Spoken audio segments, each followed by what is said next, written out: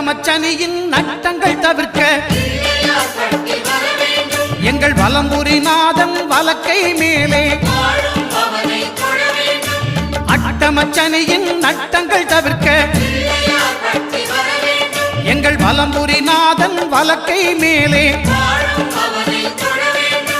வாழ்ந்திட வைப்பதும் தாழ்ந்திட வைப்பதும் சனி பகவானின் செயல் அல்லவா. அந்த கணபதி கரத்தை கண்டவர் தமக்கு சனியின் பார்வை நலம் அல்லவா.